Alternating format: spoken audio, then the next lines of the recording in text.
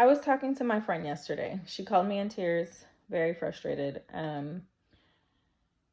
And to give you some context, but when she called me crying, the reason she really was crying at the heart of what she was dealing with was disappointment. She was disappointed because she felt like someone she trusted had once again, not necessarily hurt her, but disappointed her. The hope she had in that person, the future she saw with that person, she felt disappointed by. And I was talking to her, and I felt like there was a message that God was giving me, but to be honest, it was a message for me too. But I obviously shared it with her, and I'm going to share it with you guys. Disappointment in life it's expected. It's normal. God obviously tells us that we will struggle. We will go through times where we are hurting and we have to lean on him more than anything. And for those of you that don't know my story or haven't quite, really gone through and seen some of my other videos, I have had a story, much like many of us, but I was in a car accident in January of this year, both me and my daughters, and it was a near-death accident. And my daughter survived without a scratch. I unfortunately lost the ability to walk for 4 or 5 months. Had a lot of recovery ahead of me, and was in a wheelchair for a while and in the hospital for weeks, just a lot of things. The one thing I haven't really shared is in that accident, I was pregnant and I lost the baby. And I didn't have time to really mourn that because I honestly was just so thankful that God saved my children, my live children, my children that were physically with me. And I just didn't have the capability, right, to really focus on the fact that I had lost a child that I hadn't quite met yet. Fast forward, as I'm going through recovery 6 months later, almost 7, I end up pregnant again. And it was definitely a surprise, not something we were trying to do by any means, but that pregnancy, I just got excited about. I felt like it was things being renewed. I was given another opportunity to meet a child, and have another child. And I felt excited about it. It wasn't planned, but I was excited about it. And we end up going to the appointment and find out that the baby does not have a heartbeat. And in that appointment, the tech tells me there's no heartbeat. The baby technically died weeks ago, and just your body has not recognized that.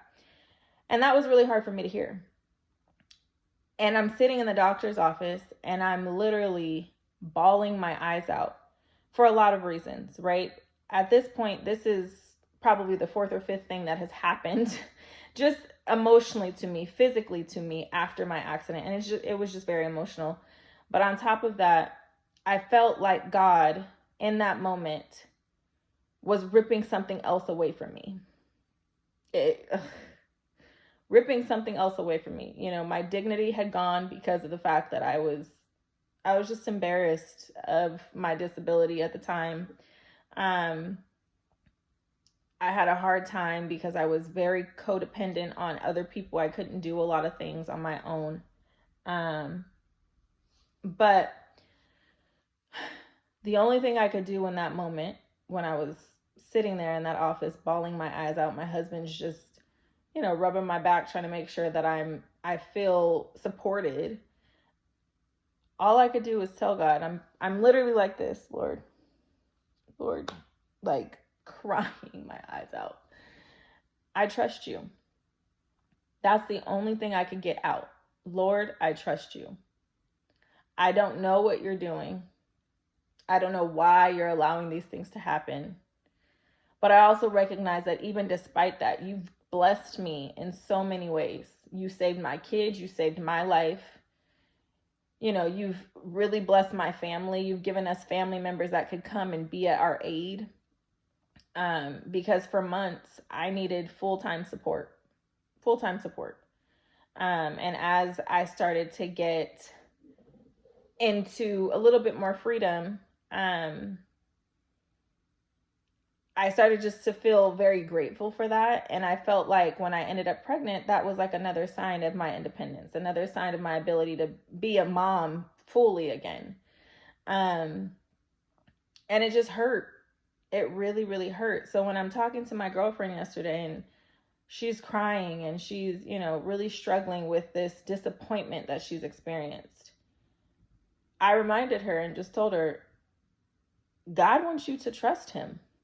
No, you don't know what he's doing. Yes, this is disappointing. This is not what you had hoped for. But sis, if you can go through life not ever being disappointed, you're not living a life. And to be honest, that's not realistic, right? You're not fully living life if you've never experienced disappointment. And at the age of 32, 33, you're going to. By that time, you've experienced it plenty. But in reality, for her, I simply reminded her, God wants you to trust him because you know that you want to live the life he set for you. So sure, some person has disappointed you. Their actions, their decisions, the way that it made you feel, that's all disappointed you. But in reality, God wants your trust. He wants to know that you trust him, despite how challenging, how hurt, how physically incapable you feel. He is amazing, you guys. He's amazing. But in the times where I am out of control, like I have no control. And to be honest, most of my life, I have no control. But the moments where I feel like I have to take my hands off of this. I can't do anything about it. I can't change it. And to be honest, even if I could, I wouldn't want to. Because the life that I want to lead is only the life that God has set for me. Only the life that my kids that God has set for them. And when I'm telling her this, she's just like, you're right. Like, this is hard. This is disappointing. It does hurt. But I know that I deserve to live a life that has him at the forefront. And if I settle for anything that he has not ordained or anything that he has not put in my path, then I'm changing the course. Now, God is still going to be with her no matter what. But at the same time, he wants your trust. He wants to feel like you are coming to him and you do not doubt who he is. You don't doubt what he's doing. And you don't doubt that he's still there with you. If you don't trust those things about God, about the Lord, then you are going to struggle. And to be honest, guys, I have struggled. I'm not even gonna lie. I mean, you struggle anyway. But I'd rather struggle with God than struggle solo. I just can't do that. That's not a life that I can live because that is a level of stress that I can't take on anymore. And I have tried it. And I cannot do it anymore. So when I was talking to her, I just wanted her to know that at the end of the day, God is who he is. And he's not changing for anybody. But he wants to know that you trust him the way that you believe. You believe him. You know who he is right now. You know what he wants for you. You know the promises he's promised all of us. It looks different for all of us, but you know what he's promised. And if you don't believe that no matter how much disappointment you face in your life that you're going to have that, then you're missing out on blessings. Because God does not put a spirit of fear in our hearts. And doubt to me is fear. Fear that it's not going to happen. Fear that he won't do this. He won't do that. Yes, nervous. I've been there. Sometimes I get nervous because I don't ever believe that God won't do something or can't do something. Sometimes I question if he will. Is this part of his plan? Because if it's not, that's not what's going to happen. And that's, again, I don't want it to, right? If it's not part of his plan, I don't want it to. But sometimes in our flesh, we have these strong desires and it takes over our emotions so much so that we react when things don't happen the way we want them to. Knowing good and well, God has saved me from something that honestly, I didn't know I needed to be saved from, but I definitely, if I would have known, wouldn't want it. So guys, I'm wrapping this all up just to say, if life is disappointing for you right now, please don't forget him, because I want you to know he has not forgotten you. When I was sitting in that doctor's office crying from another disappointment, the only thing that brought me any type of comfort was the fact that I know this is part of a plan. It's not an easy plan not an easy path for me to walk, but I have to trust him. I have to, because to be honest, what else am I going to do? The alternative is scarier than anything. I cannot walk without him. And if this is part of the plan, if that experience, that car crash, losing 2 babies in 7 months, if that's part of his plan, then I trust him. And I'm going to ride. I'm going to stay.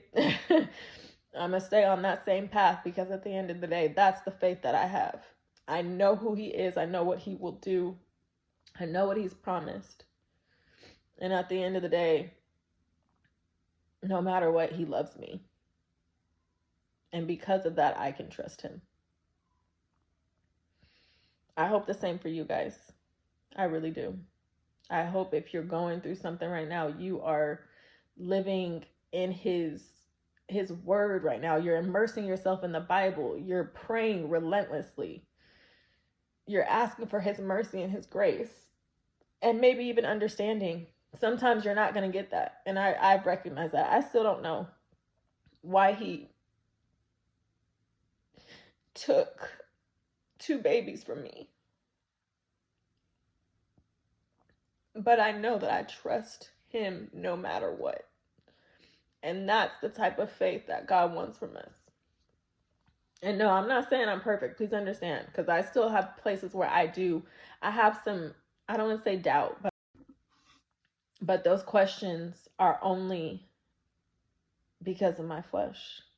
And they're short-lived, because I remind myself of who he is and what he's promised. And the fact that no matter what, in reality, if I don't trust him, who am I going to trust? Who am I going to trust if I don't trust him? The alternative is not an option. And I just wanted to remind you guys of that. Have a good day. Bye, guys.